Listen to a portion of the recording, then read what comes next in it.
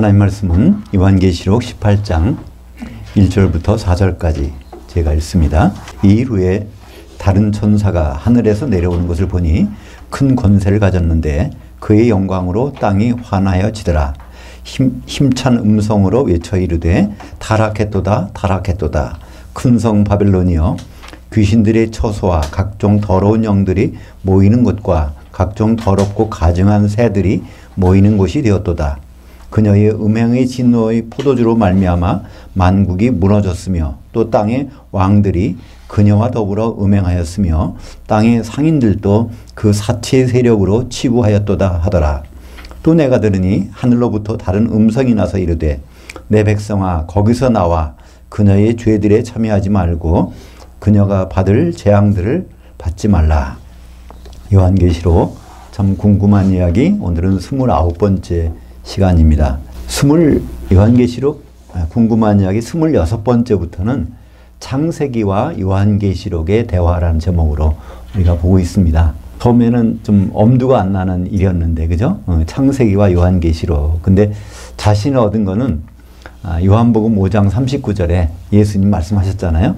구약 성경은 다 나에 대해서 증언하는 것이고, 또 요한계시록은 주님이 오시겠다고 하면서 마지막으로 주신 거기 때문에 분명히 창세기와 요한계시록은 긴밀한 관계가 있을 것이고, 우리가 그것을 확실히 잡을 수 있다면 성경 전체를 볼 수 있는 눈이 떠질 것 같아서 그렇게 한번 시도를 해봤습니다. 그래서 창세기 1장에서 요한계시록에 어떤 내용이 나오는가. 창세기 1장 하면요, 태초에 하나님이 천지를 창조하시니라 시작합니다. 근데 요한계시록 21장에 보면 1절, 2절에 새하늘과 새 땅, 그리고 먼저 하늘 땅은 없어졌다는 겁니다. 그리고 나타나는 것이 어린 양의 신부인 새 예루살렘이 나타납니다. 한마디로 하나님이 천지 만물을 창조하신 목적이 무엇인지를 우리는 요한계시록을 보면 알 수 있다는 거죠. 시작하셨는데 끝나고 나서 남은 것이 있다는 말입니다. 그죠? 어린 양의 신부, 예수님의 신부인 새 예루살렘이 등장하는 것이 천지 창조의 목적이었다는 걸 알 수 있죠. 그죠? 우리는 하나님은 왜 이걸 창조하셨을까? 궁금하잖아요. 그죠? 근데 요한계시록과 창세기 1장을 딱 보면 너무나 선명합니다. 하나님의 그 예수님의 신부 아내를 얻는 즉시 다 치워버리고 그 다음에 이제 새 예루살렘에서의 새로운 세계가 펼쳐지는 것을 볼 수 있습니다. 두 번째 창세기 2장에서는요, 큰 비밀이 나오죠. 하나님의 큰 비밀. 바로 에베소서에서 그걸 말씀하고 있죠. 남자가 부모를 떠나 그 아내와 앞에서 한 몸을 이룰지니 이 비밀이 크도다. 거기 남자는 그리스도, 거기에 아내는 바로 교회라고 말씀하고 있죠. 근데 그 문장이 에베소서 5장 31절의 문장이 창세기 2장 24절에 나옵니다. 그리고 창세기 2장 24절은 히브리어의 문법상 가장 강력한 의지밀에, 그걸 말씀한 분의 강력한 의지가 내포되는 문장이 창세기 2장 24절에 처음 등장합니다. 그 이유를 많이 나와요. 그런 형태의 문장은요.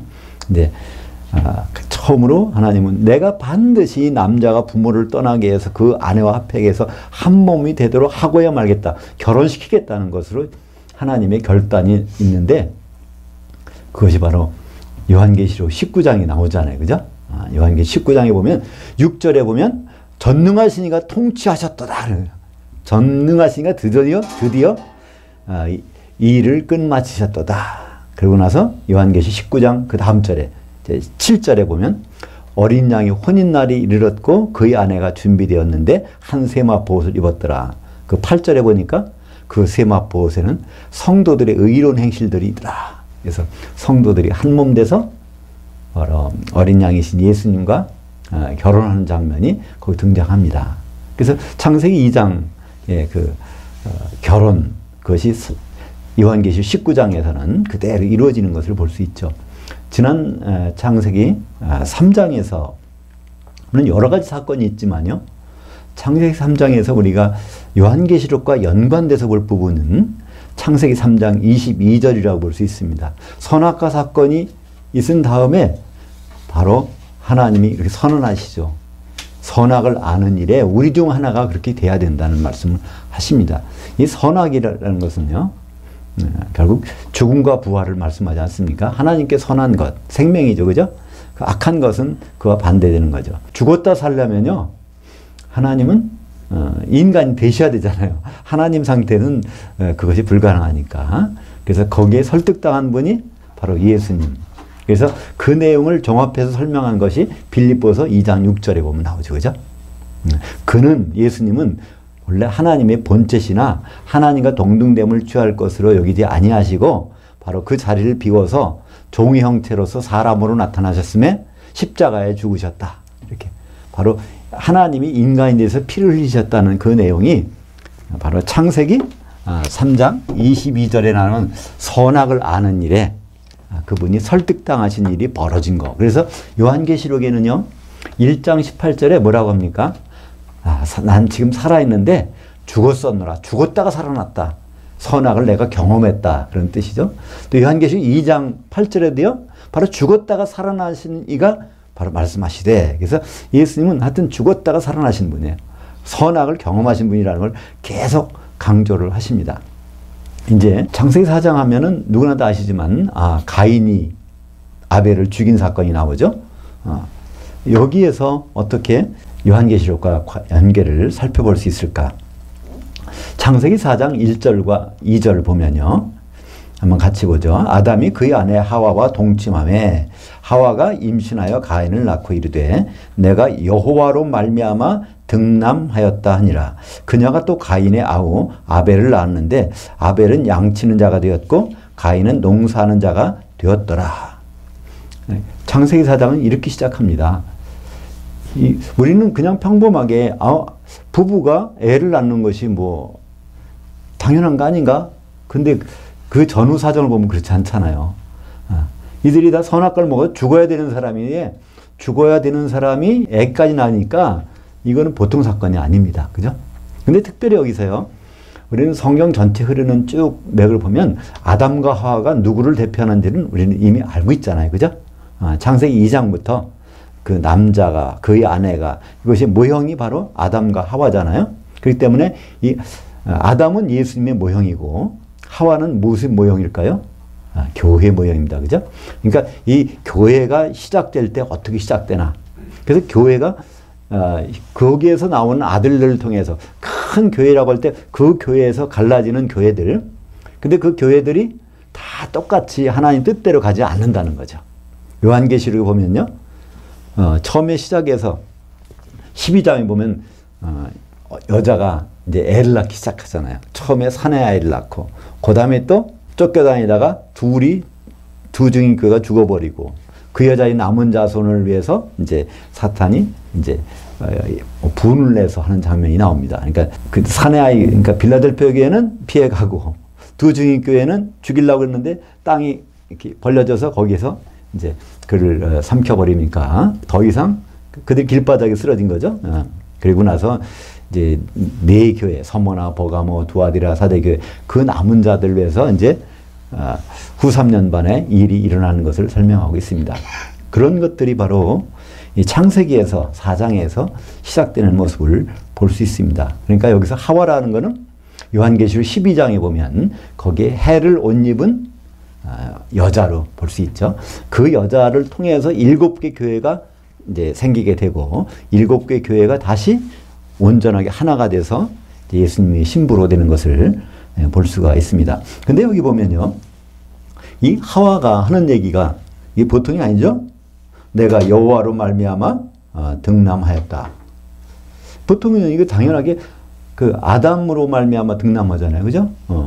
근데 여기서는 여호와로 말미암아 등남했다는 거예요. 그러니까 이 교회는 바로 하나님을 통해서 시작된다는 것을 우리는 이를 통해서 알 수 있죠. 특별히 창세기 3장 15절에 보면 여인의 후손이 나오잖아요. 그러니까 여인의 후손, 바로 그로부터 시작될 것을 여기서 이제 말씀하고 있다고 볼 수 있죠.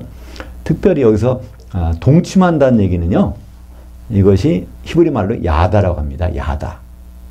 이 야다라는 거는요, 그냥 아는 게 아니에요.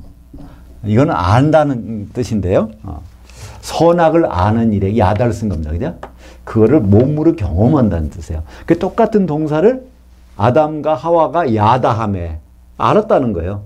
이걸 번역을 우리는 동침했다고. 그러니까 잘 번역한 거죠. 그러니까 그냥 아는 정도가 아니라 몸소 아는 거. 예수님이냐 선악을 아는 그런 게 지식적으로 아는 것이 아니라 그냥 사람으로 내려와서 죽고 부활하는, 그렇게 몸으로 아는 것을 야다라고, 야다라는 동사를 사용하고 있습니다. 그리고 여기에 보면 또 두 사람이 나와요. 가인과 아우. 근데 우리말 번역에는요, 하나는 농사하는 자고 하나는 양치는 자라고 나오는데요. 원문에 보면 하야 동사를 쓰고 있습니다. 이건 되었다는 거예요. 엄마 뱃속에서 나올 때부터 농부가 아니잖아요. 엄마 뱃속에서 나올 때부터 양치는 자가 아니잖아요. 시간이 지나면 그런 사람이 되었다는 뜻입니다. 그렇다면 이 두 사람 생각 속에, 두 사람의 성장 과정에서 우리는 그 신앙을 엿볼 수가 있어요. 여기서 농사하는 자라는 원래 뜻은요, 땅을 섬기는, 토지를 섬기는 자라는 뜻입니다. 여기서 그걸 우리말로 그냥 농사라고 번역했어요. 여기 나오는 동사는 아바드라는 동사인데요. 아바드. 이거는 섬긴다는 뜻입니다. 그러니까 땅을 섬기는 자가 누구예요? 이 가인. 그러니까 가인은요, 자기를 지켜주고 먹을 걸 해주고 하는 것은 땅밖에 없다. 거기에 충성을 다하는 사람이 평소에. 그죠? 그런 사람이 되어버렸다는 거예요. 순간적으로 어머니 뱃속에 날 때부터 농부로 나온 건 아니란 말이에요. 그죠? 거기에 하나님이 안 도와주셔도 내가 먹고 살 건 내가 해야 되겠다. 그런 상황을, 그런 사고방식을 가지고 산 사람이 이제 가인이죠. 그 동생은요, 양치는 자입니다. 이 양친다는 거는요, 그 당시에 아무 돈벌이가 안 되는 거예요. 양이라는 거는, 고기를 먹거나, 육식을 하거나, 그렇다면 추워가지고 옷을 해입거나 할 때가 필요한 게 양인데, 노아 홍수 전까지는요, 이게 따뜻했단 말이야. 사계절은 노아 홍수 후에 생긴 것입니다. 그러니까 양을 쳐서는 이게 굶어 죽기 딱 알맞는 거예요. 근데 왜 이 양을 쳤을까요? 아버지 엄마한테 들었겠죠? 그 하와하는 순간에 뭘 했어요? 짐승이 피를 내서 수치를 덮어주는 거예요. 그죠?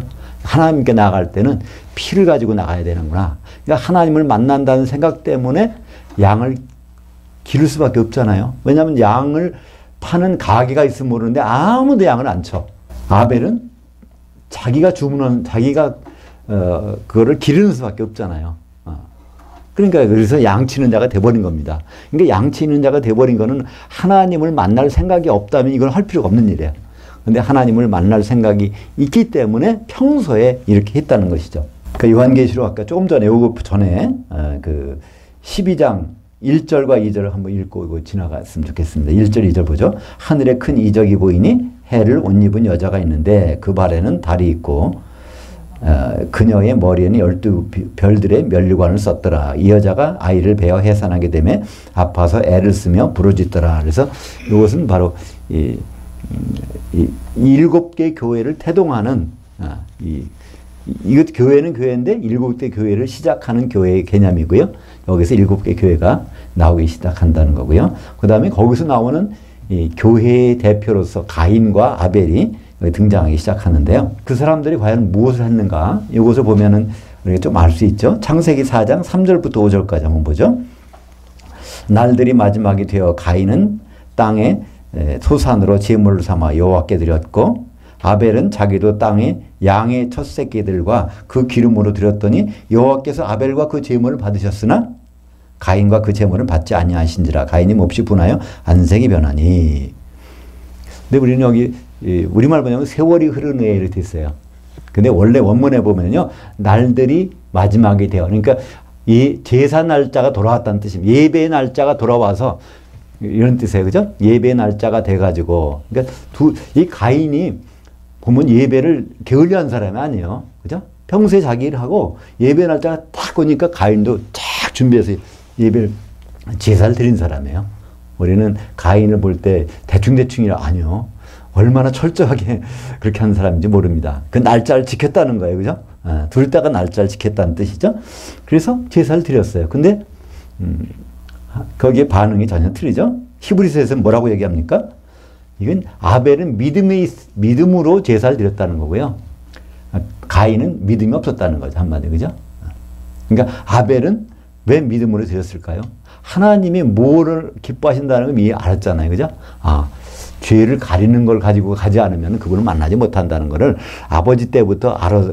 그 가인도 그걸 몰랐을 리는 없을 거예요. 그죠? 그냥 지나쳐 버린 거죠. 근데 그걸 가지고, 그래서 하나님 받아주셨잖아요. 결국. 그죠?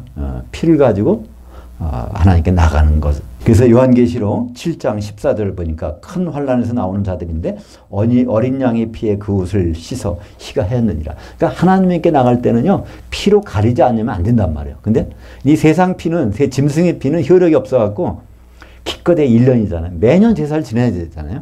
근데 예수님의 어린 양의 피는 그걸 완전히 가릴 수 있는 피라는 걸 알 수 있습니다. 요한계시록 13장 8절에 죽임을 당한 어린 양의 생명책에 창세기로 이름이 기록되지 못하고 이 땅에 사는 자들은 다 그 짐승에게 경배하더라. 이 땅, 요한계시록 땅은 뭐라고 그랬죠? 교회. 그러니까 교회에 출석하는 분들이 생명책 이름이 안 되는 경우가 많다는 거예요. 지금도 우리는 교회에서 신자, 성도라고 하지만은 거듭나지 않은 분도 있다는 거예요. 요한계시록 13장 8절에 나오잖아요. 그죠? 죽임을 당한 어린 양의 생명책에 창세기로 이름이 입적된 적 없다는, 호적에 올라간 적이 없다는 거예요. 거기 어떻게 올라가죠? 죽었던 영이 살아나야 생명책에 올라가야 되는데 거기 등록이 안 된 사람들이 이제 굉장히 많다는 얘기입니다. 여하튼 어린 양, 이 어린 양 처음에 준비한 사람이 아벨이잖아요. 그죠? 아벨이 왜 양을 키웠을까? 그 양의 피, 그 피는 누구의 피일까요? 예수님 피의 모형을 거기부터 계속해서 설명해주고 있는 것입니다. 그렇다면 우리는 그 가인의 제사를 왜 안 받으셨을까? 여기 성경에서는요, 명확한 설명이 있습니다. 그것이 바로 어디 나오죠?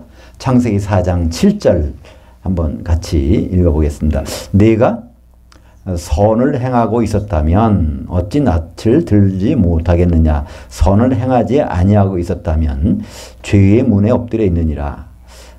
문이 너를 원하나 너는 문을 다스릴지니라. 그러니까 우리말 번역은 그렇지 않잖아요. 우리말 번역은 어떻게 되어 있어요? 네가 선을 행하면 어찌 낯을 들지 못하겠냐. 네가 선을 행하지 아니하면 죄가 문에 엎드려 있느니라. 죄가 너를 원하나 너는 죄를 다스릴지니라. 우리말 번역은요, 아주 참 굉장히 복잡하게 해놨어요.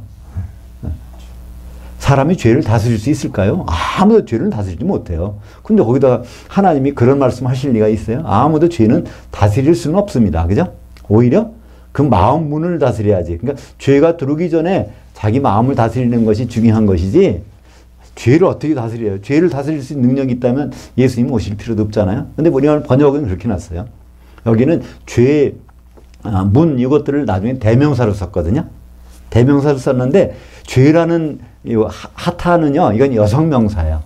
그리고 문이라는 그 페타흐라는 것은요, 남성명사예요. 그러니까 여성, 남성을 대명사로 써가지고 받아서 했는데, 이걸 영어 성경을 번역하다 보니까는, 영어 성경은 그런 구분이 없잖아요, 별로. 그러다 보니까 그냥 이게 대충 번역이 아주 이상하게 됐어요. 특별히, 거기에 내가 선을 행하면 이렇게 현재형이잖아요. 근데 원래 원문에는 뭐라고 해요? 미완료예요. 미완료는 뭐라고 했죠? 과거 진행형. 내가 오늘 제사 드리러 오기 전에 과거에 계속해서 나를 기쁘게 하셨더라면 내가 오늘 왜 제사 안 받아주겠냐? 평소에는 나를 생각지도 않다가 땅에서 너를 도와줄 자고 땅만 섬기고 있다고 오늘 갑자기 와서 제사 드리는 거, 너 이거 나는 그거 싫다는 거예요. 그죠? 제가 굉장히 오래됐는데 벌써 3년, 4년? 주일성수, 매일성수라는 제목으로 설교를 준비하면서 이 창세기 4장 7절 이하의 부분, 요걸 가지고 설명한 설교를 준비한 적이 있습니다. 그죠? 우리는 주일을 지켜야 된다.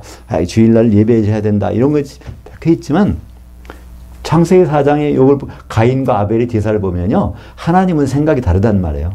내가 미완료예요. 과거 진행형. 과거 진행을 하나님 더 중요하게 여기신다는 거예요. 오늘 제삿날 와서 나한테 제사 드리는 거, 이거보다 중요한 거는 평소에 선을 행하고 나를 기쁘게 했었더라면 내가 왜 안 받겠느냐는 거예요. 근데 만약에 나를 기쁘지 않는 그런 생활을 하고 있다면 뭐가 있다고요? 죄의 문에 네가 엎드려 있는 거라는 거야. 그러니까 네 마음을 살짝 열면 죄가 확 들어올 그런 상황이 있다는 거야. 하나님을 기쁘시게 하는 삶이라면은 그럴 리가 없는데 하나님을 기쁘시게 하는 삶을 안 하다 보면 결국 내 마음문을 딱 여는 순간에 죄가 웅크리고 있다가 확 들어온다는 거예요. 근데 결국은 그랬잖아요. 웅크리고 들어 살인하잖아요. 그래서 그런 생활 하다 보니까 동생 제사 받으시고 자기 안 받으시니까 불러다 놓고 살인하잖아요. 결국은 그러니까 그 마음문에 죄가 가까이 와 있는데 결국은 그게 들어와서 이제 살인까지 하게 되는 것을 볼 수 있습니다. 그러니까 우리가 과연 무엇을 중요시해야 되는가? 요한계시 22장 10절 하반절 보죠. 내가 죽도록 믿음을 지키라. 그리하면 내가 생명의 면류관을 내게 주리라. 우리는 이것도 뭐라고 번역했어요? 충성하라고. 이거 서머나 교회에 주신 말씀이거든요. 서머나 교회는 잘 아시다시피 이제 순교를 앞둔 교회에게 격려해 주시는 거예요. 이 순교 후 3년반 지나면 3년반이라는 기간 이내에 내가 올 거니까 걱정하지 마라. 이런 뜻이에요. 그죠? 그러니까 죽는 순간이 와도 담대하게 믿음만은 꼭 지키기세라는 의미로 요한계시록 2장 10절 주셨는데 우리는 이 말씀을 저기 명패에도 있어요. 그죠? 저 목사 암수증에도 있어요. 내가 죽도록 충성하라. 그럼 생명의 멸령을 내게 주리라. 그죠? 계속해서 열심히 하면 되는 거로 했는데 그게 아니죠. 우리가 해도 죽는 순간까지도 믿음은 버리지 말아요. 그러니까 평소에 그걸 하고 있는 것이 더 중요하다는 거죠. 어느 제삿날, 예배날 그때 와서 하는 것, 그 하나님 그것이 아니라 바로 평소에 하는 것. 그것이 요한계시록 2장 10절 하반절에도 바로 내가 죽는 순간이 있더라도 믿음만은 꼭 지키고 있어라. 이것이 바로 하나님의 뜻이고 이것이 어디에? 바로 창세기에서 가인과 아벨이 제사할 때 제삿날 그 시간이 중요한 게 아니라 제삿날까지 오기 전의 일들 이것이 어떻게 했느냐 이것을 거기서 우리에게 보여주셨다는 것이죠. 요한계시록 18장 7절 한번 보겠습니다. 그녀가 얼마나 자기를 영화롭게 하였으며 사차했던지 그만큼 고통과 애통함으로 갚아주라. 그가 마음에 말하기를 나는 여왕으로 앉은 자요 과부가 아니라 결단코 애통함을 당하지 아니하리라 하니. 그러니까 요한계시록에서는 여자가 두 군데 나와요. 요한계시록 12장에 보면 7교회를 태동하는 여자가 나오고요. 요한계시록 17장과 18장에 보면요. 거기는 큰성 음녀교회가 나옵니다. 그죠? 교회, 음녀로 한 교회, 타락한 교회의 모습이 나오는데 그 음녀교회, 바로 교회 구성원이고 하나님을 섬긴다고 그러는데 그 사람들의 마음 자세는 뭐라고 그래요? 첫째는 자기 여왕이라는 거예요. 누구의 다스림이 필요 없다는 겁니다. 그죠? 첫째는. 두 번째 뭡니까? 과부가 아니라는 거예요. 그러니까 결혼 생각이 없다는 거예요. 더 이상. 그것이 누구에게서요? 네, 교회에게서 나온다는 것이죠. 우리가 평소에 어떤 삶을 살고 있는가? 그런 삶을 창세기 4장에서는 가인의 삶과 아벨의 삶을 통해서 미리 교회의 모습을 미리 보여주고 있습니다. 이것은 앞으로 주님 오실 때도 가인의 삶을 사는 교회가 있을 것이고 아벨의 삶을 사는 교회가 있을 것입니다. 그렇다면 형이 동생 아벨을 죽인 경위를 한번 살펴볼까요? 창세기 4장 8절 한번 같이 보죠. 가인이 그 아우 아벨에게 말하고 그들이 들에 있을 때 가인이 그의 아우 아벨을 쳐 죽이니라. 이거 왜 죽였을까요? 우린 그래서 가인 참 나쁜 놈이다. 그죠? 가인 이렇게 생각하잖아요. 근데요. 생각외로요. 가인이라는 이름을 많이 써요. 영어로는 뭐라고 그러죠? 케인. 네. 영국의 유명한 그 축구 선수가 있어요. 우리 손흥민 선수가 그 소속되어 있는 토트넘이라고 하는 거기서 가장 그 몸값이 높은 선수가 케인이잖아요. 그죠?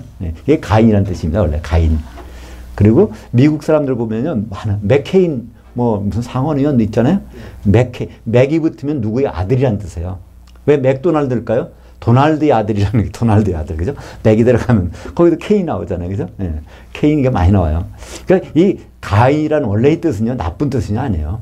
네. 얻었다는 거예요. 아들을 얻었다는 거 하나님 말씀대로 얻었다. 원래 그거. 그러니까 이 자체의 뜻은 나쁜 뜻이 아닙니다. 우리 가룟 유다요. 유다라는 것은 하나님을 찬송한다는 뜻이잖아요. 근데 결국 예수님을 이렇게 팔아버리잖아요. 그러니까 이름 자체가 자체의 뜻이 맞는 사람도 있고 그 이름이 어울리지 않는 사람도 있는데 여기서 가인을, 그러니까 우리는 어떤 일을 당할 때 사람마다 그 사람을 보면요, 분이 안 풀리고 이해가 안 가잖아요. 근데 조금만 한번 살짝 들어가 보면, 아, 이 사람이 배후에 누가 있었다? 그건 보면 금방 들어간단 말이에요. 그죠? 가인이 살인하게 된 배후를 성경에서는요, 그것을 잘 설명해 주고 있어요. 물론 이제 요한복음과 요한일서는 우리 주제는 아니지만 여기 한번 가인을 우리가 알아보기 위해서 요한복음 8장 44절 한번 볼까요? 너희는 너희 아비 마귀에게서 났으니 너희 아비의 욕심대로 너희도 행하고자 하느니라. 그는 처음부터 살인한 자여 진리가 그 속에 없으므로 진리에 서지 못하고 거짓을 말할 때마다 제 것으로 말하나니 이는 그가 거짓말장이요 거짓의 아비가 되었습니다. 여기에 바로 처음부터 살인한 자, 이게 원래 처음이라는 단어는요, 창세 이후로 그런 뜻이에요. 단어는 똑같은 단어예요. 창세. 그러니까 창세에 그때 창세기에서 그 살인한 자란 거예요. 그러니까 사실은 가인이 죽였지만 동생을 누가 했어요? 사탄이, 마귀가 그랬다는 거예요. 마귀가 그거를 시켜서 그렇게 하도록 이제 시기심을 발동시켜서 그렇게 했다는 것을 우리는 알 수 있습니다. 그걸 요한일서 3장 12절도 그걸 설명하고 있어요. 한번 같이 볼까요? 가인같이 하지 말라. 그는 악한 자에게 속하여 그 아우를 죽였으니 어떤 이유로 죽였느냐? 자기의 행위는 악하고 그 아우의 행위는 의로움이니라. 그러니까 이런 걸 분별해서 죽임까지 몰아가는 자가 누구라고요? 마귀. 그러니까 우리는 이것을 이해하게 되면요, 많은 관계가 좀 더 아름다운 관계로, 그죠? 될 수 있는 소지가 많을 것 같아요. 근데 우리는 원수가 누군지를 모르는 거예요. 그죠? 그 상대방이 원수라고 생각하니까 뭐든지 안 풀리는 거죠. 근데 이걸 알아버리면 이게 너무나 그 사람이 얼마나 불쌍하게 여겨져요. 그죠? 그걸 안 사람이 누구죠? 스데반. 그러니까 돌 던지는 사람을 오히려 용서해달라고 하면서 죽잖아요. 그죠? 그 스데반은 그걸 알기 때문에. 그래서 요한계시록 11장 7절 한번 보죠. 그들이 그 증언을 마칠 때 무적행으로부터 올라오는 짐승이 그들과 더불어 전쟁을 일으켜 그들을 이기고 그들을 죽일 터인즉. 여기 11장은요. 두 증인이 나오는 거예요. 그죠? 두 증인이 나와서 예언하고 하다가 결국은 죽임을 당합니다. 누구한테? 짐승에게. 그리고 그 짐승과 더불어 있는 음녀교회. 성도들에게 죽임 당하는 거예요. 한마디로. 근데 여기서 뭐라고 되어 있어요? 무적행에서 올라온 짐승이라는 거예요. 원래 13장에서 보면 어디서 올라와요? 바다에서. 바다에서 올라오는, 바다라는 건 세상이잖아요. 세상을 지배하는 그 적그리스도가 있는데 그 사람이 죽이는데 여기서 뭐라고요? 무적행에서 올라왔다는 거예요. 무슨 말일까요? 그럼 바다에서 올라오는 게 틀린가요? 아니요. 둘 다 맞아요. 근데 무적행은 누가 원래 있는 곳이에요? 마귀도 있죠. 귀신들. 물론 마귀도 거기 이제 거기를 장악하고 있는 왕이죠. 그러니까 우리는 이제 이 공간에 대해서 공간 개념을 잘 우리는 확인할 필요가 있어요. 사람이 죽으면 어디 갈까? 그 우리는 잘 알 수 있잖아요. 그죠? 우리는 예수 안에서 죽은 사람들은 낙원에 가서 쉬고 있잖아요. 그 모르고 죽은 사람은 음부에 가 있고. 그럼 귀신은 어디 갈까요? 그 무적행하는 걸 어떻게 알죠? 귀신이 말했으니까. 그죠?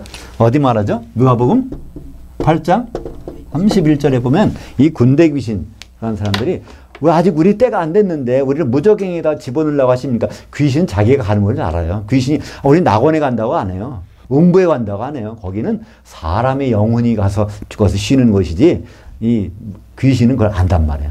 그래서 요한계시록 9장에 보면요. 거기에 무적행을 여니까 연기가 쫙 나와. 황충 메뚜기한테 들어가서 막 죽여. 메뚜기라는 건 뭐라 하죠? 성도들. 메뚜기는 다른 곤충하고 틀려서 뒷다리가 있어가지고 항상 땅에 붙어 있지 않고 언제든지 뛰어올라 하늘에 대해서. 그래서 성도들을 메뚜기라고 이렇게 구약에서부터 얘기하는데 그 메뚜기가 성도들이 연기를 써버려서 귀신 들렸다는 거예요. 왜냐하면 사도 요한의 눈에는 연기를 보였지만 무적행에서 나오는 건 누가 나오겠어요? 귀신들이 나오죠. 그죠? 그러니까 이 가인도 결국은 마귀가 들렸든지 귀신이 들렸든지 그래서 결국은 동생을 죽인 것이 기록이 되고 있죠. 그죠? 그래서 우리는 이 영적인 세계를 이 창세기부터 우리는 잘 알게 되면 지금도 속지 않을 수가 있습니다. 마귀는 바로 거짓말장이고 속이는 자이기 때문에 그렇습니다. 창세기 4장 10절 볼까요? 이르시되 네가 무엇을 하였느냐? 네 아우의 핏소리가 땅에서부터 내게 호소하느니라. 그러니까 우리는 그 사람이 죽으면 끝이라고 그러는데 끝이 아니란 말이에요. 그죠? 예. 피에 뭐가 있어요? 혼이 있단 말이에요. 그죠? 예. 근데 이 똑같은 내용들이 요한계시록 6장 9절부터 11절까지 거기에 쭉 나오는데요. 다섯째 인을 떼실 때 이게 이제 후 3년 반에 일어난 일입니다. 후 3년 반에 거기서 먼저 죽은 사람들이 막 호소하는 거예요.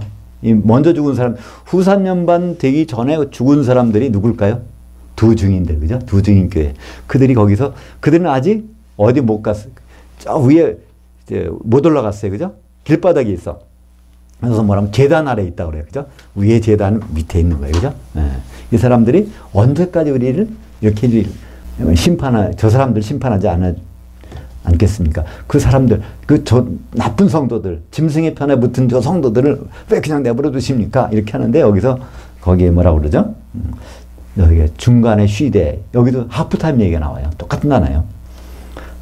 요한계시록에 하프타임이라는 것이 2번 나오죠? 그러니까 요한계시록 14장 13절에 또 요한계시록 6장 11절에 이게 다 하프타임 얘기가 나옵니다. 하프타임. 헬라 말로는 이 동사를 쓰니까 아나, 파, 우, 오.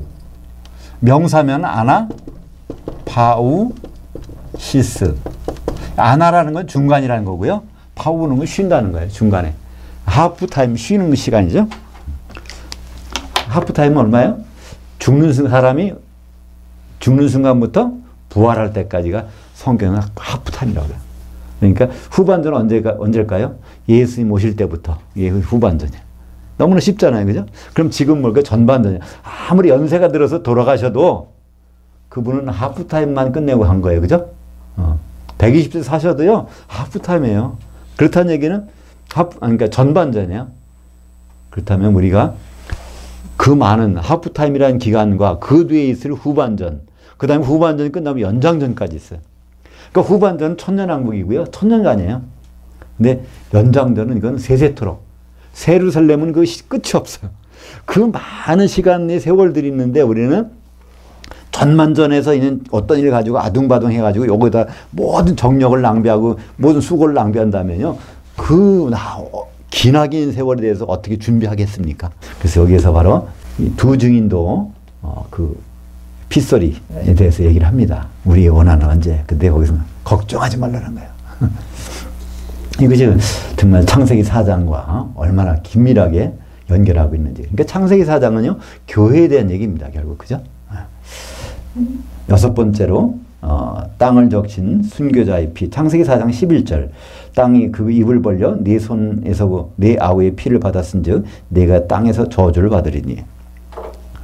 그래서 지금 가인은요, 땅을 잘 가꾸면은 누가 안 도와줘도 나는 멈이 없다. 이렇게 생각했는데 이게 아니라는 거예요. 그죠? 그러니까 가인의 문제점은 뭘까요? 땅을 너무나 의지한 거예요. 오늘 제목을 말씀을 드렸는데 창세기 4장과 요한계시록의 대화, 땅에서 유리하라. 이것이 바로 오늘의 제목입니다. 가인은 너무나 땅을 섬기다가 거기서 못 빠져나오는 거예요. 하나님은 제발 좀 네 동생처럼 가감히 좀 빠져나오라는 거예요. 거기에 집착하지 말고. 근데 여기 계속해서 가인은 거기 못 빠져나옵니다. 요한계시록 12장 16절 17절에 보면 이게 이제 두 증인 교회가 이제 여기서 순교당하는 장면을, 그때 땅이 그들을 덮어줘서 길바닥 위에서 있다가 나중에 이제 3년 반에 부활하는 것이 장면이 나오는데요. 이것도 바로 이제 창세기 4장과 연관돼서 우리가 볼 수 있는 것이죠. 오늘 핵심적인 부분이 나옵니다. 오늘 부분에 창세기 4장 12절 볼까요? 내가 밭을 갈아도 땅이 다시는 그 효력을 내게 주지 아니할 것이요 너는 땅에서 피하며 유리하는 자가 되리라.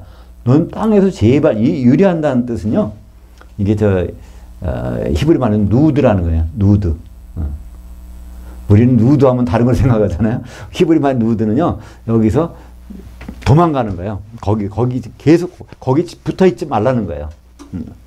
넌 여기 땅에 좀 붙어 있지 말아 그거예요. 가인의 모든 그 불행의 시작은 뭐였을까요? 그 땅이 자기 모든 것을 다 해결해 줄 줄 알고 거기서 너무 붙어 있는데 하나님 보시기에는 그게 화근이라는 거야. 그러니까 제발 좀 너는 여기서 떠나가라. 그랬더니 여기 이제 13절에서는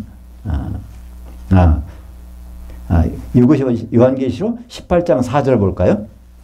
같이 한번 읽어보죠. 또 내가 들으니 하늘로부터 다른 음성이 나서 이르되 내 백성아 거기서 나와 그녀의 죄들에 참여하지 말고 그녀가 받을 재앙들을 받지 말라. 이거 지금 교회에다가 얘기하는 거예요. 음녀교회, 그죠? 큰 성 바벨론에 대해서 거기서부터 신앙생활 한다고 거기서 있는데 제발 좀 나오라는 거예요. 거기 있다가 이게 틀림없이 그렇게 이루어지잖아요. 18장 몇 절이죠? 21절에 보면 불 섞인 유리바다에 던져지잖아요. 거기 좀 같이 가지 말라는 거예요. 거기 제발 좀 땅에 붙어있지, 가인한테 하는 말대로 제발 좀 붙어있지 말라고. 이것이 요한계시록 18장 4절에 나옵니다. 근데 이게 쉽지 않다는 거예요. 예수님도 비슷한 말씀하셨죠? 그날에 되면, 내가 올 때가 되면은 애벤 자, 젖먹이를 가진 자, 화가 있다는 거예요. 그죠?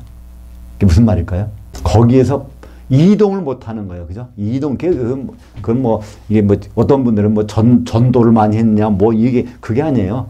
이게 이동을 벗어날 수 없는 상황이 이렇게 얽힌 거, 이거 불행이라는 겁니다. 어떤 분들은요, 이렇게 이단이라고 하는데 거기에 뭣도 모르고 들어가 있어. 나중에는 그걸 다 알고 나서도요, 빠져나오지 못한대요. 여러 가지 얽혀가지고, 재산 관계, 무슨 관계 다 얽혀가지고, 거기 빠져나오지 못하는 그런 경우가 많이 생긴다는 거예요. 마찬가지로, 큰 성 바벨론의 음녀교회에 앞으로 거기에 소속돼서 있다 보면요, 여러 가지 얽혀가지고, 못 빠져나온다는 거예요. 오죽하면 여기서 제발 좀 나오라고 그러잖아요. 내 백성아 거기서 제발 좀. 이게 세상에서 나오라는 얘기가 아니에요. 큰 성 바벨론, 큰 음녀 교회에서 나오라는 얘기예요. 그죠? 이것이 누구에게? 가인에게 주신 말씀하고 똑같단 말이에요. 가인이 땅에 집착하고 있는데 거기서 좀 나오라는 거죠. 그래서 창세기 4장 14절 여기 가인의 반응이 나옵니다. 뭐라고 나오죠? 주께서 오늘 이 지면에서 나를 쫓아내시온즉 내가 죄의 낯을 배웁지 못하리니 내가 땅에서 피하며 유리하는 자가 될지라 무릇 나를 만난 자마다 나를 죽이겠나이다. 이것 때문에 많은 사람들은 여기 이게 왜 이렇지? 아담이 최초의 인간이라고 그랬는데 왜 이 사람들은 누굴까? 이렇게 얘기합니다. 그 아담과 하와가 애를 많이 낳아가지고 그 중에 누가 지금 가인을 죽이려고 하나 봐. 이렇게 얘기하는 사람도 있어요. 시간이 많이 흘렀을 테니까. 근데 그건 맞지 않는 말입니다. 왜 그럴까요? 아담의 첫 아들은 가인이에요. 그죠? 두 번째 아들은 아벨이에요. 그 다음에 시간이 흘러가 나중에 셋을 주잖아요. 셋이라는 뜻은요. 아벨의 대체자라는 뜻이에요. 그렇기 때문에 거기 다른 아무도 없는 거예요. 거기 아담의 후손으로는요. 셋이 세 번째예요. 가인, 아벨, 셋이라는 뜻은 대체자. 누구? 아벨의 대체자예요. 그 다음에 누구 낳는 건 몰라도 그건 아니란 말이야. 그래서 이 사람들은 누굴까요? 우리는 금방 알 수 있죠? 생육하고 번성에 땅에 충만한 사람들. 남성과 여성, 암컷 수꽃을 만들어가지고 창조해서 전 세계 흩으신 그 사람들이 그 동네까지 와 있을 거잖아요. 아담과 하와 또 가인, 아벨이 있는 동네까지. 그죠? 그러니까 가인이 저 사람들 나를 죽이겠나이다. 그죠? 땅에서 내가 떠나면 달아나면 죽이겠나이다. 근데 하나님은 거기에 대비책을 안 두셨을까요? 염려하지 말라고 뒤에 나오는데요. 일단 그것이 요한계시록에서는 뭐라고 되어 있는지 한번 살펴보죠. 12장 12절. 그러므로 하늘들과 그 가운데 장막 치는 자들은 즐거워하라. 그러나 땅과 바다는 화했을진저 이는 마귀가 자기의 때가 얼마 남지 않은 줄 알므로 크게 분내어 너희에게 내려갔습니다. 마귀는 어디로 내려가냐면 땅과 바다로 내려가요. 어디죠? 땅이라는 교회입니다. 이제 교회가 안전할 것 같죠? 마귀는 자기 일감은 어디 있어요? 교회에 있어요. 그죠? 그러니까 거기로 온다. 그러니까 어디다가 하늘들에다가 공중에다가 그러니까 결국 거기다 장막 치는 걸 준비하는 사람 거기에 복이 있다는 거예요. 요한계시록에서 하늘들이란 단어는 여기 한 번밖에 안 나옵니다. 물론 하늘들은 많이 있지만 여기 사도 요한은 자기가 본 거는 눈에 보이는 것만 기록해야 되니까 하늘들도 하늘이라고 기록한 게 많아요. 사도 요한은 내가 본 것을 기록하라고 됐으니까. 근데 이거는 사도 요한의 기록이 아니라 음성을 들은 것을 기록한 거예요. 음성을 그러니까 그 음성 하늘들이라고 하는 쌍수의 음성을 들었기 때문에 요한계시록 12장에는 그냥 기록을 한 거란 말이에요. 이 하늘들은 셋째 하늘이 아니라 바로 주님 오실 공중에 거기다가 장막 이제 결국 칠 사람들. 우리는 결국은 이 땅에 집착하고 있다가 안 된다는 거죠. 자. 창세기 4장 15절을 같이 보겠습니다. 여호와께서 그에게 이르시되 그러지 아니하다. 가인을 죽이는 자는 벌을 7배나 받으리라 하시고 가인에게 표를 주사 그를 만나는 모든 사람에게 죽임을 면케하시니라. 가인의 벌을 7배나 더 받는데 그거를 다 공포해 버렸었는데 가인을 죽일 사람이 어떻게 했어요? 가인이 미워서 죽이고 싶지만 가인의 벌을 7배 받을 거면 아무도 안 죽인단 말이에요. 여기서 원래 이 뜻은요, 이게 표라고 되어 있는데 가인이 여기다가 표를 해준 것이 아니라 이게 오트라고 하는 기념비입니다. 어디다 큰 기념비를 세워주신 것 같아요. 그러니까 세상 사람이 다 보는 거예요. 그죠? 야, 저 광화문 앞에 가니까 이 가인을 죽이면 7배나 받는데, 그러니까 가인은 오히려 근처에 가지도 않은 거예요. 그죠? 자기가 지나가다 가인이 우연히 죽어도 큰일 나. 그러니까 가인은 얼마나, 하나님은 이렇게, 땅에서 떨어지는, 유리하는, 땅에서 달아날 수 있는 그런 아주 안전한 장치까지 마련해 주셨어요. 근데 가인은 그렇지 않습니다. 뒤에 보면은. 요한계시록 9장 4절 한번 보죠. 그들에게 이르시되 땅에 풀이나 푸른 것이나 각종 수목은 해하지 말고 오직 이마에 하나님이 인침을 받지 않은 사람들만 해라 하시더라. 그러니까 14만 4천 그들은 바로 해하지 못하게 해놨어요. 그죠? 이건 마찬가지로. 근데 가인도 이제 그런 상황이 있었는데, 그것을 가인은 이제 대수롭지 않게 여깁니다. 창세기 4장 16절과 17절 한번 보죠. 가인이 여호와 앞을 떠나서 에덴 동쪽 놋 땅에 거주하더니 아내와 동침하며 그녀가 임신하여 에녹을 낳은지라. 가인이 성을 쌓고 그의 아들의 이름으로 성을 이름하여 에녹이라 하니라. 이 에녹은 나중에 나오는 에녹과는 달라요. 창세기 5장에 나오는 에녹과는 다릅니다. 이 에녹이라는 뜻은 봉헌했다는 봉헌물이라는 뜻인데, 일단 여기서 일단 나가긴 나갔어요. 여기서 나가다가 다시 주저앉아요. 이게 이제 가인의 이제 운명이죠. 그래서 왜 주저앉았을까요? 거기 결혼했어. 누구랑 결혼했겠을까요? 영이 없는 여자, 그죠? 생육하고 번성에 충만한 그 중에 여자하고 결혼해서 결국은 영적인 문제가 흐트러지기 시작하는 거예요. 그러니까 가인은요, 영이 있는 사람이에요. 그죠? 근데 가인의 아들은 영이 있을까요? 없을까요? 없습니다. 이것이 바로 1호 네피림이에요. 네피림은요, 나팔하면 탈락했다는 거예요. 탈락. 낙상한다. 어디가 뚝 떨어지잖아요? 이건 히브리 말은 이게 나팔이라고 그래요. 나팔. 근데 여기에서 복수가 되면요, 임을 붙이면 돼요. 히브리 말은 뒤에다 임을 붙이면 돼요. 그러면 나팔림인데 이게 이제 그 국외음화가 돼가지고 네필림. 그래서 우리말은 뭐라고 했죠? 네피림으로 해서요. 네필림이 복수가 떨어진 탈락자들 네필림. 우리말 성경에는 뭐라고 했죠? 네피림. 원래 네피림이 거인이라고 그러는데요. 그거는 그들이 외모가 거인이지 네피림 자체는 거인이란 뜻이 아닙니다. 하나님의 계획에서 탈락한 사람들이에요. 첫 번째로. 그러니까 가인의 후손은 원래 탈락할 일이 없었어요. 근데 누굴 만나서 영이 없는 여자와 만나가지고 결혼하다 보니까 이제 탈락자가 됩니다. 탈락자를 생산하는 1호. 그러니까 네피림의 1호는 누굴까요? 가인이 아니에요. 그 아들이요. 그죠? 에녹. 에녹이 바로 네피림의 1호입니다. 영이 있어야 되는데 영이 자기 엄마 때문에 영이 없어. 하기는. 그죠? 그래서 거기 가서 그냥 다시 유리하는 땅에 떨어져야 되는데 아예 성을 쌓고 거기 짤딱 달라붙어 있었어요. 그죠? 요한계시록 18장 2절 볼까요? 힘찬 음성으로 외쳐 이르되, 우리말 번역은요, 무너졌도다, 무너졌다. 이게 바벨론 성이 다 무너졌다는 거예요. 안 무너졌어요. 나중에, 그건 아예 무너지면 어떻게 들어다가 어떻게 넣어놓겠어요? 저기, 불 섞인 유리바다에. 아직은 튼튼해요. 근데 탈락한 거지. 그죠? 예, 타락한 겁니다. 똑같은 단어예요. 헬라어 히브리어 차이지만요. 힘찬 음성으로 외쳐 이르되 타락했도다. 타락했다. 야, 저 교회, 저 음력교회, 야, 너무나 타락했어. 타락했다는 거예요. 왜? 타락한 내용을 보면 거기 나옵니다. 3가지가 나와요. 근데 3가지가 다른 게 아니라 똑같은 겁니다. 귀신들이나 더러운 영이나 새들이나 똑같은 거예요. 더러운 새들. 그 새가 뭐죠? 새가 여기서 나쁜 이유는요, 알곡을 쪼아먹어. 알곡 성도들을 다 쪼아먹는 거예요. 그러니까 그걸 누가 귀신이 한다는 거예요. 귀신은 더러운 영이라는 거예요. 여기 보면 세 가지가 나오는데 세 가지가 다른 것이 아닙니다. 요한계시록 18장 2절 한번 볼까요?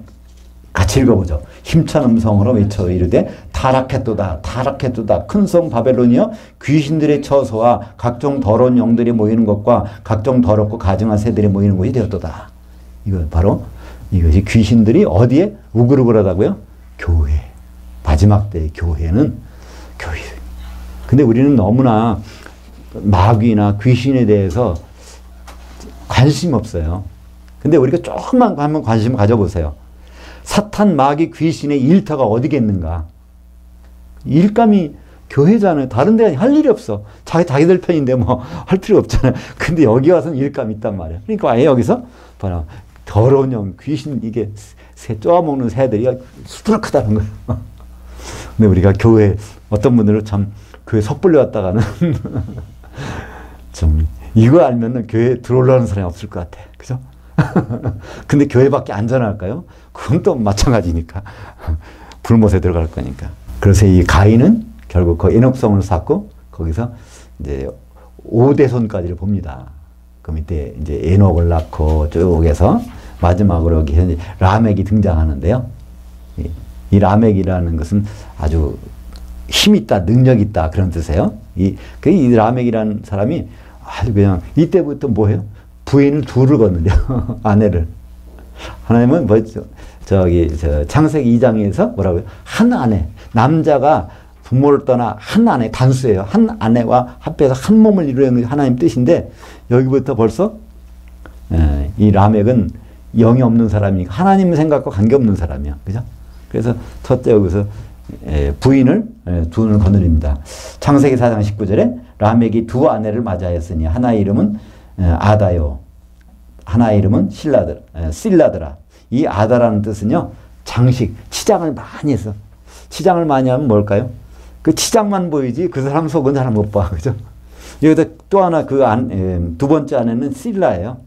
그걸 여기 이제 외국 영화 보면 그렇죠? 이제 서부 영화 같은 데 보면 어떤 여인이 거기다 뭘 했어요? 그 면사버섯이 썩어서 그러니까 자기를 감추고서 멋있게 드러내는 거죠. 이렇게 벌써부터 이렇게 가식적인 것이 문화가 어디 나와요? 이제 가인의 후예들은 다 그런 식으로 나갑니다. 그러니까 요한계시록 19장 7절에 보면요. 어린 양은 한 아내만 결혼하게 됩니다. 그러니까 예수님은 한 아내만. 그러니까 우리가 다 신부 준비하고 있어 신부대에서 만나자. 이거는 잘못된 거예요. 예수님은 한 아내를. 예수님은 라멕이 아닙니다. 그죠? 라멕처럼 여러 생각하는 것이 아니죠. 그러니까 구약이 다 뭐라고 그래요? 나를 증언하는 것이다. 그러니까 예수님이 그랬어요. 구약 성경을 보면 나를 증언한다. 그러면 여기서 예수님은 라멕 같은 사람이 아니다. 창세기 4장 20절부터 22절까지 보겠습니다. 아다는 야발을 낳았으니 그는 장막에 거주하며 가축을 치는 자의 조상이 되었고 그의 아우의 이름은 유발이니 그는 수금과 퉁소를 잡는 자의 조상이 되었으며 실라는 두발가인을 낳았으니 그는 구리와 쇠로 여러 가지 기구를 만드는 자요 두발가인의 누이는 나아마였더라. 그러니까 여기서 애들 이름을 짓는 거 보세요. 그죠? 이 가축을 치는 자. 왜 가축 칠까요? 창세기 이제 1장 28절, 29절에 보면 뭘 줬어요? 채소를 먹으라고 돼 있어요. 근데 이 사람들 채소로 만족을 못 하는 거예요. 그러니까 육식을 먹기 시작해. 육식을 수요차가 있으니까 이거 가축을 칠 거 아니에요. 그죠? 사람들. 그러니까 거기서 노아 때부터 먹은 게 아니에요. 노아 때부터 하나님이 허락을 해 주셨는데 이 사람들은 가축을 쳐서 돈벌이를 하고 있어요. 그러니까 벌써 이렇게 먹는 문화가 세상적으로 돌아간 거 볼 수 있죠. 그 다음에 춤과 퉁소를 잡는 자. 이거 하나님을 찬양하는 게 아니잖아요. 영이 없는 사람이 하나님 찬양하겠어요? 자기들 즐기려고. 이게 이제 음악을 하는 사람들이 되고요. 그 다음에 이 둘째 마누라는 이제 실라는 아들 두발가인을 낳았는데 이건 무기 만든 사람이야. 그러니까 무기로 사람들 장악하겠다는 거지. 전부가. 그리고 이제 거기에는 여동생이 나아만데 유쾌함. 그러니까 쾌락을 즐기는 여인. 이렇게. 그러니까 이 가인의 후예들이 모습들을 여기 쭉 소개합니다. 아주 하나님과 관계없는 삶으로 내가 평소에 평소부터 이 사람들은 완전히 이렇게 가인처럼 산 사람으로 등장을 합니다. 요한계시록 22장 11절 볼까요? 불의를 행하는 자는 그대로 불의를 행하고 더러운 자는 그대로 더럽고 의로운 자는 그대로 의를 행하고 거룩한 자는 그대로 거룩하게 하라. 하나님 그거를 강제 안 하시겠다. 그냥 내버려 두라는 거야. 가인의 후예들 그렇게 그냥 내버려 두면은 어떻게 되는 걸 뻔히 안다는 거예요. 가인의 후예들이 언제 망했습니까? 노아 홍수 때. 그죠? 홍수 때까지는 그냥 내버려 두신다는 거예요. 간섭 안 하시겠다는 그냥 두라는 거예요. 우리도 마찬가지. 예수 믿는 사람들은요. 그냥 내버려 두라. 여기 돼 있잖아요. 그죠? 우리도 마찬가지예요. 교회 생활하는 거 그냥 내버려 두라는 거예요. 적당히 내버려 두라는 거예요. 왜 그럴까요? 그리스도의 심판대에서 거기서 따지시겠다는 것입니다. 우리는 하나님을 아주 그 불가항력적인 견인 장로교회는 참 그 예정론을 가지고 여러 많이 만들었어요. 하나님 택하시자는 끝까지 이렇게 하신다. 그거는요 하나님을 오해하는 겁니다. 끝까지 한다면 심판이 필요 없잖아요. 그죠? 끝까지 하실 때 왜 심판을 받게 하십니까? 성경은 심판이 있는 거예요. 그죠? 그리스도 심판대 선악간에 그 몸으로 행한 대로 내가 심판을 반드시 하겠다는 거예요. 그러니까 이걸 없애버리면은 우리 하나님이 원하시는 목적지까지 갈 수가 없잖아요. 회초리가 있어야 그 애가 제대로 갈 길을 가야 되는데 회초리를 다 없애버려서 그러면 걔한테 불행일까요? 행복일까요? 그렇잖아요. 그래서 때때로 그런 회초리가 우리는 고마울 때가 있는 것입니다. 왜냐하면 그 회초리는 좋은 길로 인도하는 회초리이기 때문에 좋은 거잖아요. 근데 하나님은 여기서 분명히 그래요. 그러니까 장로교의 예정론하고는 전혀 다른 그런 것이 여기 나오죠. 불의를 행한 자는 그대로 불의를 행하게 그냥 내버려 두라는 거예요. 더러운 자는 그냥 그대로 더러운 행실을 하도록 내버려 두라는 겁니다. 의를 행하고 거룩한 자는 그대로 하도록 내버려 두라는 거예요. 이것은 심판이 있다는 얘기입니다. 뒤에 나오는 것이 상벌이 내가 갖고 있다. 상과 벌이 있다. 말씀하시잖아요. 창세기 4장 25절부터 26절까지 같이 보겠습니다.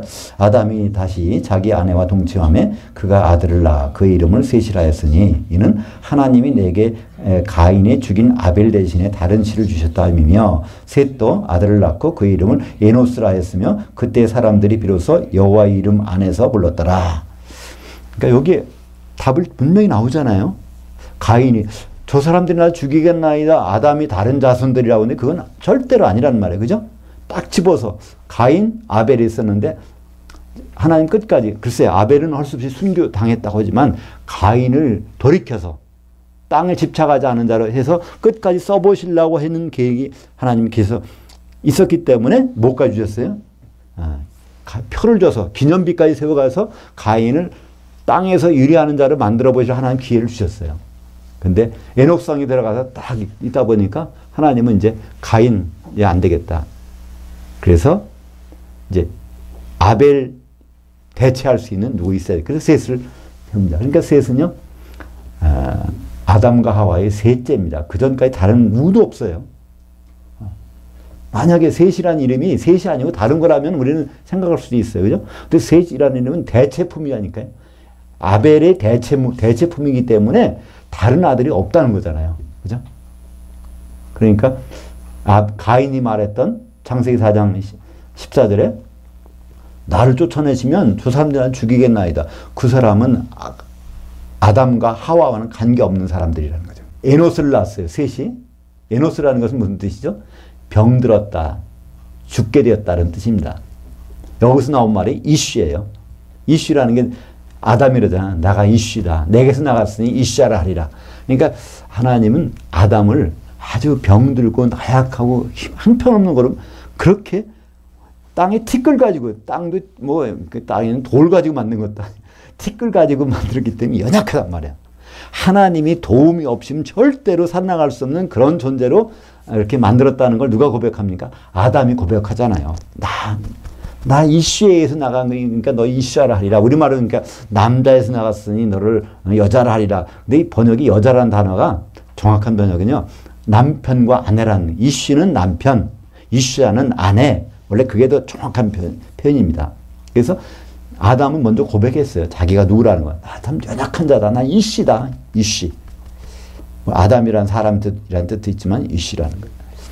근데 여기서도 비로소 이 사람들이 이제 에노시 이 셋이 연약합니다. 아들 이름을 연약하다고 줬을 정도니까 우리는 하나님이 없이는, 하나님 도움이 없이는 도저히 살 수 없는 사람들, 그걸 뭘 어떻게 할까요? 저 사람들 보니까, 저 사람들은 뭐 음악도 하고, 가축도 키워가지고 막 육식도 하고, 그러니까 그냥 뭐 무기를 만들어서 막 죽이기도 하고, 막 그러잖아요. 그런 사람들 틈에서 보니까 우리는, 연약한 사람들이에요. 창세기에 나오는 자카르와 네케바, 이거는 원래 강력하다는 그런 뜻이 또 거기 포함되어 있는 겁니다. 근데 아담 후손들은요, 그렇지 않았어요. 그래서 그때 우리는 연약합니다. 하나님께 대해서 생각하는 것입니다. 우리말 번역은 뭐라고 됐어요? 그 여호와 이름을 불렀다라는데요. 여호와가 목적어가 아닙니다. 여호와 이름, 거기에 빼라는 것은 뭐뭐 안에서, 베레시트라는 것처럼 뭐뭐에, 그러니까 여호와의 이름으로 이렇게 호소하고 찾는 게 다 그분의 이름 가운데서, 그분 속에서 뭘 했다는 거예요. 이제. 그들이 가인의 후예들의 모습을 보면서 우리는 여호와 안에 있지 않으면 아무것도 안 되겠다는 것을 깨닫게 되는 것이죠. 그분만이 우리의 모든 것을, 눈물을 씻어줄 뿐이라는 것을 고백하는 것입니다. 요한계시록 7장 16절 17절 보죠. 보좌에 앉으시니가 그들 위에 장막을 지시리니 이는 보좌 가운데 계신 어린 양이 그들의 목자가 되사 생명수 샘으로 인도하시고 하나님께서 그들의 눈에서 모든 눈물을 씻어주실 것임이니라. 이 부분은요, 환란이 7년 환란이 끝나고 거기서 셀 수 없는 무리가 나오잖아요. 그 사람들 얘기하는 거예요. 그죠? 이기는 자들, 그들에게 이제 눈물 씻어준다는, 눈물 씻어준다는 얘기는 뭘까요? 주님을 만나기 전까지는요, 눈물 흘리는 삶이 이게 당연하다는 거예요. 하나님 원래 우리를 그렇게 약하게 만들었으니까. 눈물 없는 사람, 제가 제 아내한테 항상 듣는 말이에요. 드라마를 같이 보고 있으면 전 눈물 안 흘리거든요. 피도 눈물도 없다 그러는데, 그게 아마 성경적인지 몰라요. 눈물을 그때 닦아주신다 보니까 눈물을 잘 흘려야 되겠다는 생각 한번 들어봅니다. 그죠? 네. 그러니까 이게 에노시고, 이씨고, 이게 다 우리 인간은 하나님의 도움이 없이는 도저히 살 수 없는 그런 연약한 존재라는 것을 여기서 누굴 보고요? 가인의 후예들을 보면서 이들이 깨닫게 되는 것을 볼 수 있습니다. 그러니까 우리는요, 교회 생활 가운데서 가인도 하와이에서 나왔고, 아벨도 하와이에서 나왔고, 셋도 하와이에서 나왔어요. 그죠? 근데 그 관계 속에서 우리는 모든 것이 하나님의 그 자녀 속에서 모든 것이 다 좋게만 가는 것이 아니라는 걸 알 수 있습니다. 그죠? 주님 모실 때 교회의 모습들이 어떻게 될 것인가를 구약 성경 창세기 4장에서 잘 볼 수가 있습니다. 그러니까 우리가 앞으로 하나님에 대해서 외칠 그 순간이 있다는 거예요. 그것이 바로 뭘까요? 할렐루야. 하나님을 뽐내고 자랑하는, 그분에 대해서 몰랐는데 나중에 결말을 보니까 여호와 하나님을 자랑하고 뽐내지 않으면 안 되겠다. 그것이 어디 나오죠? 요한계시록 19장 6절 같이 보겠습니다. 또 내가 들으니 허다한 물이 음성과도 같고 많은 물소리와도 같고 또 우레소리와도 같은 소리로 이르되 할렐루야 주 우리 하나님 곧 전능하시니가 통치하셨도다. 드디어 그분의 계획이 성취되었도다. 그것을 이제 그 표현하는 단어가 할렐루야. 할렐은 자랑하라, 뽐내라. 우는 너희들은, 야는 여호와. 그러니까 여호와 하나님을 자랑하고 뽐내는 것. 그 모습을 창세기 4장 말미에서 발견할 수 있습니다. 그죠? 여호와 이름 안에서 그들이 이렇게 부르는 것.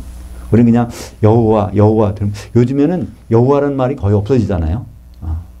영어 성경은 여호와라는 말을 없애버렸어요. 그리고 여호와라는 뜻, 이름도 창세기 3장 14절에 보면 나는 스스로 있는 자 아니라 이렇게 엉터리로 번역해서, 그죠? 네. 원래 여호와라는 뜻은 되게 하셨던 분이 되게 하실 것이다. 그런 뜻이죠. 그죠? 그분의 계획대로 그대로 성취되는 그 모습을 보고서 할렐루야 하는 그런 것. 바로 이 창세기 4장 마지막에서 셋의 후예들이 나오면서 그들은 여호와, 그분이 과연 뭘 되게 하실까 하면서 그분을 의지하는 그런 호소를 여기서 들어볼 수가 있습니다. 기도하겠습니다. 하나님 아버지, 참 감사합니다.